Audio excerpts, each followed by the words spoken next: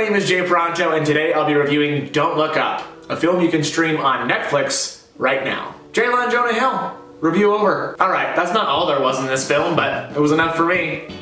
That's actually really funny considering all the bigger, more viral names I left out of there. Where to start? You got Tyler Perry, Cate Blanchett, Leonardo DiCaprio, Timothy Chalamet, and oh, I forgot, Meryl freaking Streep. Cheers! Yes, there was a lot of talent on the screen in this film, but lucky for me, you clicked on this. Before we get into this review, I'd like to remind everybody that this review will be spoiler-free, so I will not spill the tea. Clap it. Jay. Jay make the rules in smart tech. Jay, let's take the baseline for a walk. All hail Jay! All hail Jay! Thanks, Jay. Here's the plot summary from IMDb.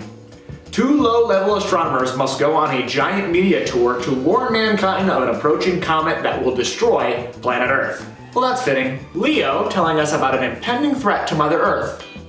Sounds familiar. After viewing the film, I checked social media to find that he had just posted a video explaining the relevance of Don't Look Up. I would love for all of you to see it concurrently because it's a perfect additive to the film. Link in the description below. Without spoiling too much, he basically said that he had been looking for a film to illustrate climate change for years, but found it hard to execute because it is not a well-received topic. However, once he began working with Adam McKay, director of several Will Ferrell hits and SNL episodes, Leo finally got his chance to share his values on the silver screen. Or whatever TV you pried from some old lady's hands on Black Friday, because the film was released on Christmas Eve 2021. Which is very timely, I might add, because the world is reeling from the third surge of the COVID pandemic. This movie is not afraid to pick sides when it comes to our current political parties. And as Hollywood goes, that is not on the side of conservative. The film was an amazing piece of art. Funny, desirable to look at, and engaging to anyone past its age restrictions. Yeah, this isn't a family flick. Almost every performance was knocked out of the park. However, I believe that those roles were written so well that you could have supplemented a lot of actors and it would have worked just as well. On the other side of that token, the movie definitely has an agenda, and casting A-list talent like it has definitely propels that agenda forward. One role that stuck out in particular was our infinitely powerful antagonist, the technology tycoon, played by Mark Rylance. He was incredible, and he had this cadence of a sick genius that was extremely unsettling. You call me a businessman?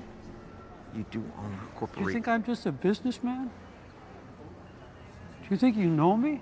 Jonah Hill and Jennifer Lawrence do what they do best. J-Law is perfectly rebellious and says whatever the audience is thinking. And Jonah is completely misguided, ignorant, and indulges in twerpish remarks that conflict with every will of Lawrence's character. Visually, the film rocks. Director of photography, Linus Sandgren, known for American Hustle, No Time to Die, and La La Land, used so many different shots in this film and seemed to squeeze out teal and orange tones in almost every single one of them. Not to discredit the colorist, I'm sure they had a major hand in that. I think the filmmakers knew that they had to create something visually different. It wasn't enough that the film was controversial in itself, it had to look different too. Which I commend because I never wanted to pull my attention from screen, and that is always a plus. There were some fun graphics at play in this one as well, like McKay's older works, or tidbits from an Edgar Wright film. However, in between scenes and moments of peril, they interlaced footage of worldly things that felt disconnected from the film and were sometimes distracting. The effort was there, as this does relate heavily to modern reality, but it felt by the end of the film I was being hit over the head with it, ostensibly knocking me out of the story, which isn't what I want. My only other gripe is when a TV in the story world gives so much feedback that it pierced my living room. It didn't seem intentional because there was no grain to it. However, the only dialogue in that scene was over the phone, so it must have been dubbed.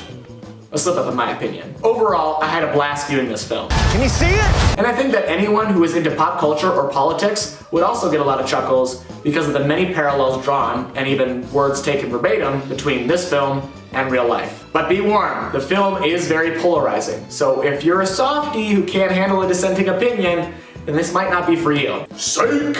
Watch that anyway, it'll be good for you. So without further ado, I rate this film 8 out of 10 degrees for its relevance, rewatchability, and production value. And that's all from my review of Don't Look Up on Netflix. If you like this video, go ahead and give it a thumbs up. If you want to see more movie reviews and more spit flying out of my mouth like just happened, go ahead and hit the subscribe button. And as always, if you have a different opinion than mine, or you just want to shout out another movie for me to watch, hit me up on the gram or throw it in the comments below. Thanks for watching, guys. Woo!